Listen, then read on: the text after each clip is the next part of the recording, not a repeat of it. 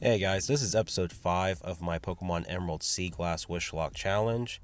If you enjoyed this video, please consider liking and subscribing on my TikTok and YouTube channels, and I just appreciate any support in general though. Today, we are going up to Mount Chimney. Last episode, we went through Fall Arbor Town, we lost Gyarados. I'm still pretty salty about that. But we encountered Team Magma and Team Aqua, and we're up here to stop Team Magma from making a volcano erupt. Before taking on Maxie, I take on his admin, Tabitha, who is rocking 4 Pokemon, but not fully evolved at the moment, so he's kind of a pushover here. Beetle takes care of the Numel. The Dunsparce is actually the only annoying one because it has Yawn. But that just requires a quick switch into Alex, my Poliwhirl, and after that, this battle is pretty straightforward. Before I fight Maxie, I decide to evolve Alex to Poliwhirl into Alex to Poliwrath. Looking at my team right now, I am very lacking in fighting types, so I think this is a pretty good Pokemon to have right now. So Maxie uses 3 Pokemon. He leads off with Mightyena, and I lead with one Sketchy Cat, the Zangoose. We go for a Slash that just barely misses on the kill, and we get hit with a Swagger. This, I decide to switch into GitHub, the Breloom, and Mightyena just decides to go for a Dig. The damage wouldn't be a lot, but I actually decide to go in on the Gengar, who has Levitate, and knowing it outspeeds, we kill with a Sludge. Maxie then brings out his ace, which is Camerupt, and I decide to switch into Alex to Poliwrath.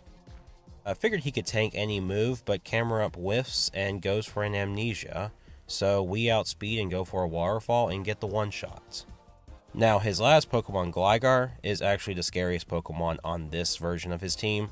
It has acrobatics and not using an item, so it's going to do a lot of damage. I go into Bedopair, the Miltank, because it has moves like Milk Drink, and I start racking up defense curls to boost my physical defense. After doing this and healing with Milk Drink a couple of times, we are not taking nearly as much damage from acrobatics, and at that point it's just chipping away with Body Slam until we get the knockout, and that's the Maxie fight. After both Team Magma and Aqua leave, I grab the Meteorite to eventually return back to Professor Cosmo, and then I go meet probably the most important NPC for this run. This woman appears after beating Team Magma in Mount Chimney, and she sells wishing stars. So basically, I don't have to hunt for hidden wishing stars or NPCs to give me free wishing stars. I can just buy them now, which means now, after I do a certain amount of encounters, I can trade them in for a random Pokemon for wishes. Since Team Magma's taken care of, I head straight to Lava Ridge Town to talk to the NPCs and get some items like charcoal, and then start prepping to take on Flannery's gym. While running through her gym, I do evolve some Pokemon, so Monica the Chinchou evolves into Lantern. Mendoza the Shuppet evolves into Bayonet, and Bayonet is actually a ghost and normal type in this game, so that's pretty cool. And then Damon Byers, my Cubone, evolves into Marowak. I'm feeling pretty good with the team I brought against Flannery. Now, I can't inflict status conditions on her Pokemon because of all the steam and everything in this gym. She actually has a permanent misty terrain on the field. She leads off with Slugma, and I lead with Alex to Poliwrath, and we get the one-shot with Waterfall. Her next Pokemon is her Flareon, and watching some people play this game, or fight this gym, it actually has a grass move. So I'm switching into Bedopair, and Flareon sets up the Sunny Day. But that's fine, I go for a Body Slam, but Flareon has a Citrus Berry go off, so this next Body Slam is a bit of a roll, but we get the high roll, and yeah, so that's a clean 2-shot right there. Her next Pokemon is Torkoal, and fearing an overheat that's in the sun, I go into Gasm's the Onyx, and we live on 1 HP, and that's because Gasms has Sturdy, so we're guaranteed to live 1 hit. this uses up Torkoal's White Herb, and so now I hard switch into Romulus to Snorlax, who, like Beto pair, they both have thick fat, so they're taking reduced damage from fire moves. But Torkoal was going for body slams instead of overheat, so I decided to switch into Alex that sets up a rain dance. Torkoal does go for an attract, which I knew it had, but I just gotta kind of roll with it, and fortunately Alex is not swayed by love, and he hits a waterfall that nearly gets the knockout. Once Torkoal finally uses overheat in the rain, actually, you can see it does pitiful damage here. I decided to switch into Beto pair the Miltank to go for a body slam that finally gets the KO on this Torkoal. Our last Pokemon is going to be Camerupt, and fearing an overheat that's also in the sun, I decided to switch into Alex,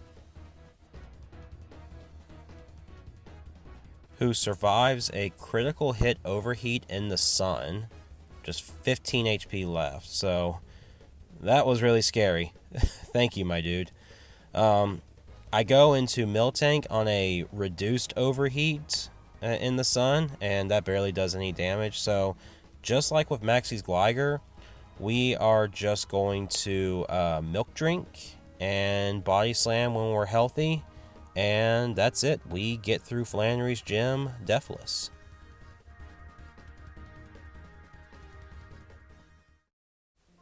As soon as we leave her gym, we run into Brandon, who actually gives us the Go Goggles, which allows us to go into the desert part of Route 111. The only significance for this is I basically get to go to the Mirage Tower in the desert, and this gives me another encounter to randomize with a wish.